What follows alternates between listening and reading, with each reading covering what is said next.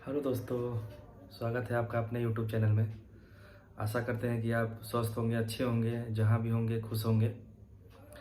तो ये वीडियो जो है आज पोस्टल असिस्टेंट जॉब के बारे में सिर्फ होगा।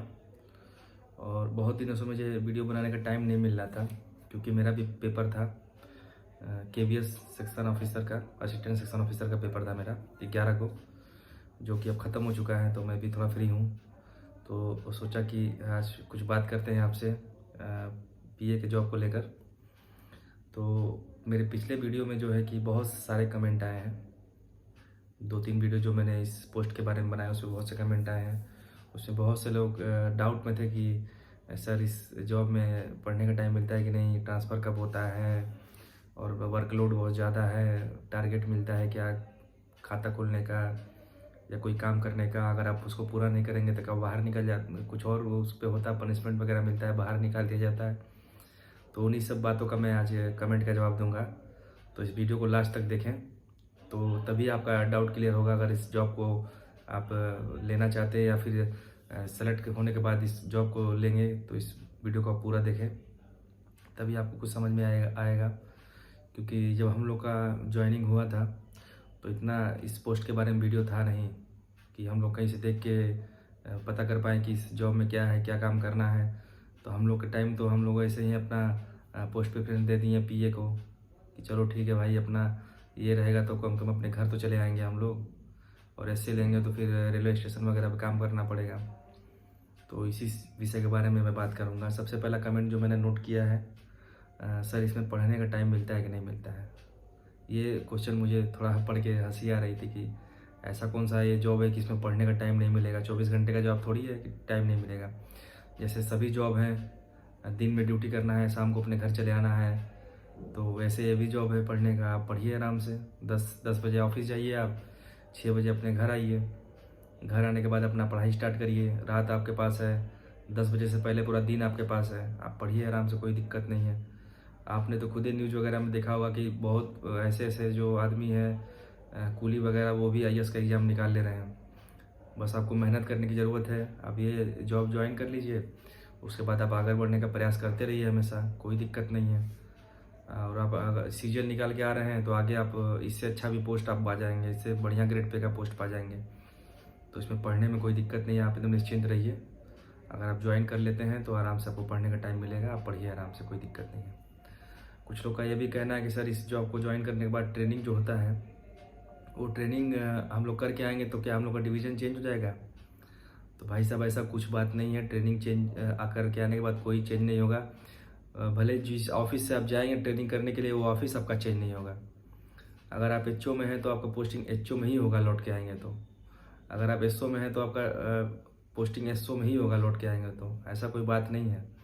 आप जिस डिवीज़न में है, जिस ऑफिस में है, लौट के आने के बाद आप उसी ऑफिस में, उसी डिवीज़न में रहेंगे। दोस्तों, कमेंट की बात करते हैं तो एक और कमेंट मेरे वीडियो पे आया था कि सर जैसे कि PA का जॉब जो है कि CGL से हो गया है, SSC CGL से, तो GDS में अगर हम रहते हैं तो कौन सा एग्ज़ाम दे के हम PA तक पहुंच सकते हैं। तो इसके बारे में भी मैं कुछ बता देना चाहता हूं आपसे। अगर GDS जैसे कि 2-3 दिन पहले ही रिजल्ट उसका आ चुका है, मेरिट, और जिनका सिलेक्शन हुआ है, अगर वो GDS ज्वाइन करना चाहते हैं तो आराम से कर सकते हैं, कोई दिक्कत नहीं है। और GDS का आप अगर ज्वाइन कर लेते हैं तो इसमें अब GDS के प्रमोशन में कुछ चेंज हुआ है, क्योंकि PA का पोस्ट अब CGL में चला गया है। उससे पहले वो CHSL में था, तो GDS के प्रमोशन में भी कुछ बदलाव किया गया है। GDS में अगर आप 5 साल रेगुलर सर्विस कर लेते हैं तो MDS, मेल गार्ड और पोस्टमैन, इन सब के लिए आप एलिजिबल हो जाएंगे देने के लिए। और अगर आप 8 साल सर्विस कर लेते हैं रेगुलर, तो आप PA के लिए एग्ज़ाम दे सकते हैं।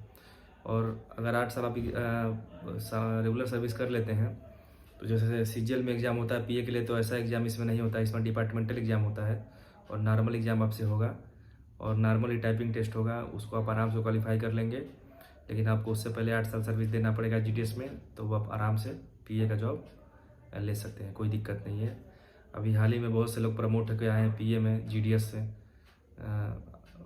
वो भी एग्ज़ाम दे के आए हैं। लेकिन अब जब से CGL हो गया, तब बहुत से कमेंट ऐसे भी दोस्तों आए थे जो सैटरडे लीव के बारे में बात कर रहे थे कि सर सैटरडे का लीव इसमें होता है कि नहीं। तो अभी सैटरडे का लीव इस विभाग में नहीं है। सेकेंड सैटरडे, फोर्थ सैटरडे ऐसा कोई लीव अभी इस विभाग में नहीं मिलता है। हाँ, अगर आप डिविजनल ऑफिस में आपकी पोस्टिंग अगर हो जाती है या रीजनल ऑफिस में आपकी पोस्टिंग अगर हो जाती है तो आप सेकेंड सैटरडे, फोर्थ सैटरडे ये सब नहीं है, उसमें हर सैटरडे आपका छुट्टी मिलेगा। बशर्ते आपका पोस्टिंग जो है कि डिविजनल और रीजनल ऑफिस में होना चाहिए। उसमें अगर आपका पोस्टिंग हो जाता है तो आप हर संडे और हर सैटरडे को आपको छुट्टी मिलेगा। कुछ ऐसे भी कमेंट मेरे वीडियो पे आए थे कि सर, जैसा कि मैं ज्वाइन कर लेता हूँ किसी और डिवीज़न में तो मैं कितने दिन के बाद अपने घर जा सकता हूँ। तो दोस्तों, ट्रांसफ़र के मामले में ये जॉब बहुत अच्छा है। बाकी जो भी आप और किसी मामले में समझें, लेकिन ट्रांसफ़र के मामले में ये जॉब बहुत अच्छा है।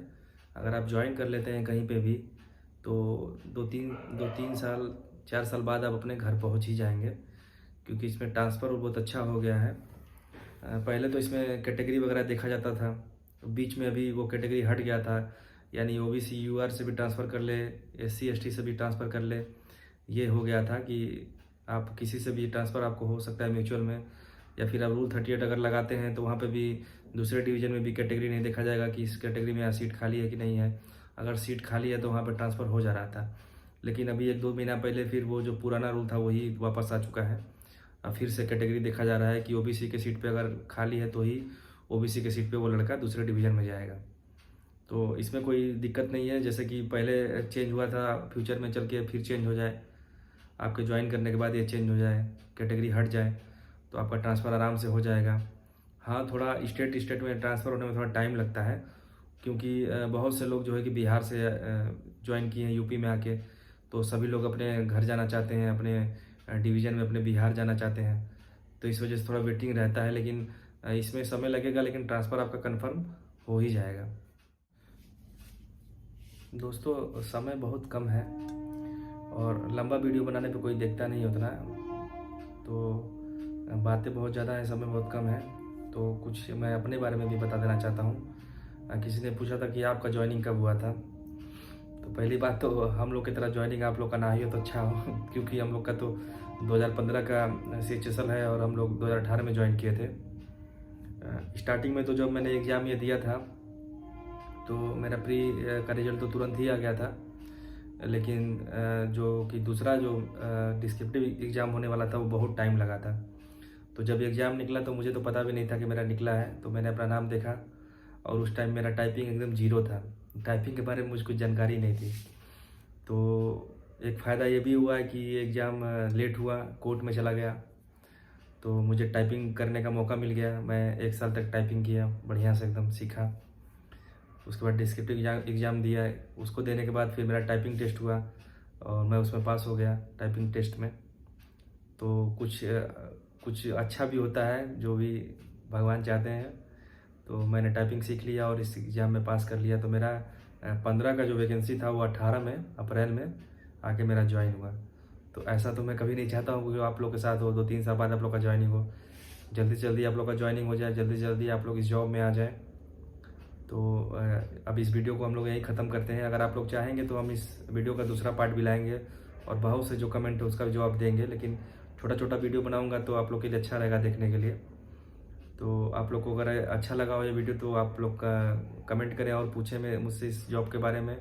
मेरे वीडियो को लाइक करें और सब्सक्राइब करें, मुझसे जुड़ें। तब तक के लिए सभी को धन्यवाद।